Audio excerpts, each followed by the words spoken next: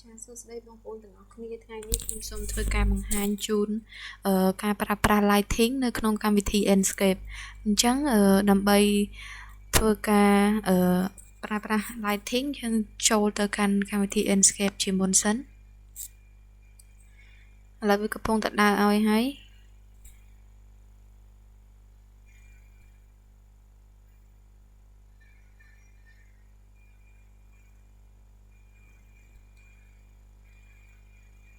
យើងធ្វើការរងចាំវាបន្តិចព្រោះវាបើកទៅរៀងយូរដែរ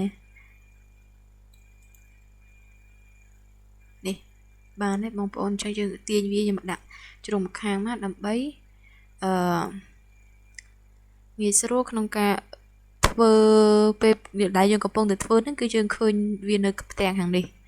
កុំឲ្យវាលោតចេញផ្លែតពិបាកយើងធ្វើការងារបងប្អូនអញ្ចឹងទី1ការប្រើប្រាស់ lighting អញ្ចឹងខ្ញុំសូមធ្វើការ render ធ្វើការបង្ហាញពេលថ្ងៃជូនបងប្អូនទាំងអស់គ្នាមើលអញ្ចឹងយើងចូលទៅកន្លែងនេះមក visual setting នេះសម្រាប់ចំពោះតាការធ្វើការ render ពេលថ្ងៃបងប្អូនអញ្ចឹងយើងចូលមកដើម្បីយើងតេស្តពន្លឺវាយើងមើលទៅកន្លែងនេះទៅកន្លែង main ហ្នឹងយើងមើលកន្លែងនេះណាំហ្នឹងយើងអាចយកពាក្យថា polysterol ចឹងអាគាររបស់យើងគឺជាចេញបែបនេះដោយសារតែយើងធ្វើការតេស្តតែពន្លឺទេអញ្ចឹងយើង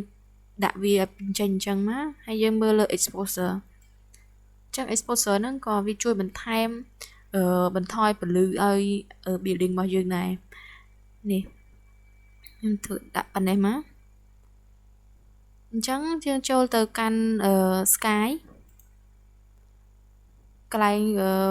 នេះបងប្អូនអាចជ្រើសរើសmountain forest desert មួយណាក៏បាននៅក្នុង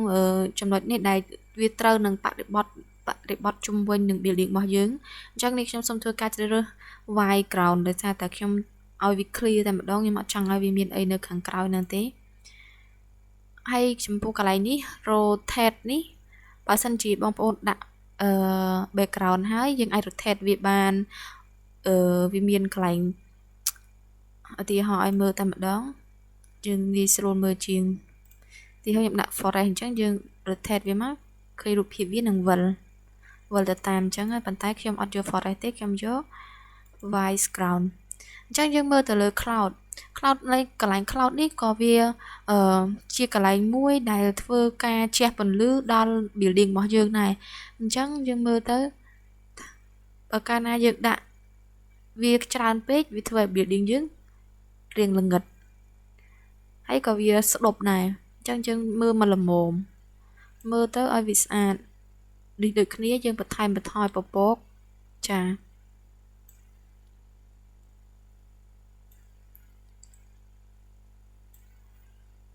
នេះគឺការបង្វិលពពកពីចំហៀងយើងចង់ដាក់ប៉ុណ្ណាយើងឆ្លាញ់ប៉ុណ្ណាយើងដាក់ប៉ុណ្ណឹងទៅចំពោះខ្ញុំចង់បានប៉ុណ្ណេះនេះដូចគ្នាដែរតែវាពពកខុសពីមុខមកក្រោយវិញចាអញ្ចឹងខ្ញុំចង់បានប៉ុណ្ណឹងអញ្ចឹងតកតងជាមួយនឹងការធ្វើតេស្តពន្លឺរបស់យើងគឺមានប៉ុណ្ណឹងហើយយើងចូលមកដល់នេះយើងត្រូវបើកសាន់ប្រាយនេះមកអូវាឡើងតិចមកព្រោះអីយើងធ្វើការ render ពេលថ្ងៃអញ្ចឹងខ្ញុំយកប៉ុណ្នេះ shadow champagne យើងចង់សេរីវាខ្ញុំថាវាភ្លឺពេកភ្លឺដល់គៀពេកជិះយើងយកប៉ុណ្នេះបានទេយើងមើល shadow របស់វាកាលណាតែយើងដាក់ក្រាស់ទៅគឺវាដាច់ខ្លាំងអាស្រមោលនេះចឹងយើងយកមកល្មមបានហើយកុំឲ្យវាច្បាស់ពេកអញ្ចឹងយើងមកដល់កន្លែងនេះវិញមែននេះយើងបើកវាជាធម្មតាណាន់អញ្ចឹងគឺនេះរូបភាពរបស់យើងគឺបានប៉ុណ្ណឹងឥឡូវនឹងខ្ញុំសូមធ្វើការបង្ហាញជូនការ render ពេលយប់វិញអញ្ចឹងការ render ពេលយប់ការដាក់ lighting សំទោសគឺសូមបង្ហាញជូននៅការដាក់ lighting ដាក់ពន្លឺមួយទៀតនៅក្នុងកម្មវិធី Enscape ហ្នឹងអញ្ចឹងនេះខ្ញុំសូមធ្វើការបិទ បិទសាន់ប្រៃនេះចេញបិទអស់កុំឲ្យវាមានពន្លឺព្រះអាទិត្យចូលហើយបន្ទាប់មកទៀតនេះខ្ញុំចូលទៅកន្លែងនេះអញ្ញបូកនេះពេលអ្នកទាំងអស់ដាក់ព្រួយលើនេះវាចេញ Enscape Object យើងគ្រាន់តែคลิกលើវាមកវាអញ្ចឹងវាមានប្រភេទភ្លើងដូច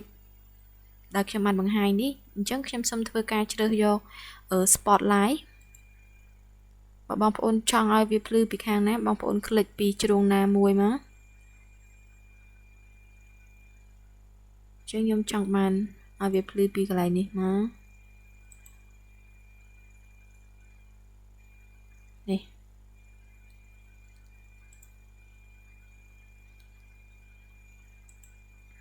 ហើយតាក់ទងកន្លែងនេះគឺយើងសេរីវាសេរីភ្លើងសេរីពលឺភ្លើង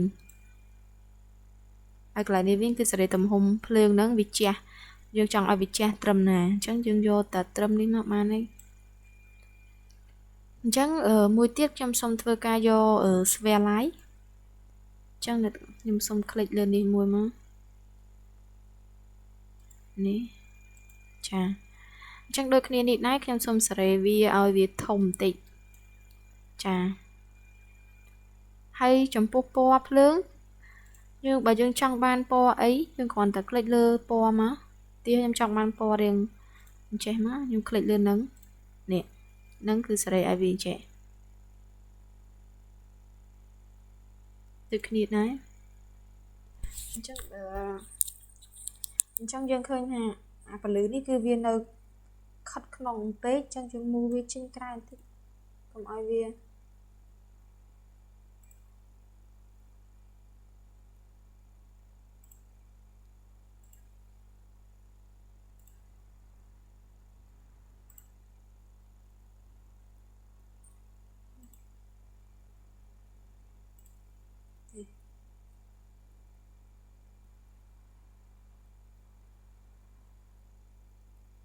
ចឹងយើងឃើញថាពលឺវាជះចូលមកហើយអញ្ចឹងខ្ញុំសុំសេរីម៉ោងរបស់វាវិញចឹងយើងបើក single line មក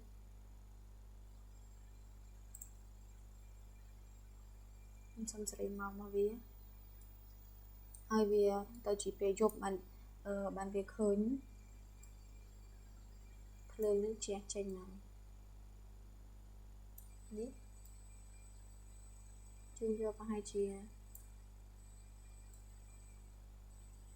តលេងមក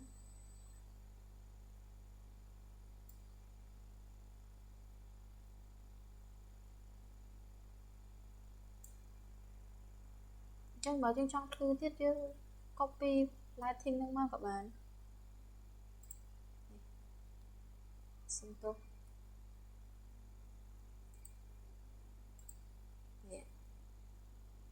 បងប្អូនអាចដាក់វាឲ្យវាភ្លឺ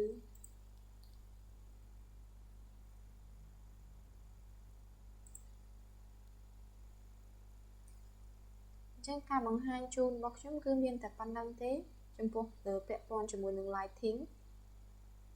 អរគុណបងប្អូនទាំងអស់គ្នាដែលបានតាមដានទស្សនាវីដេអូនេះ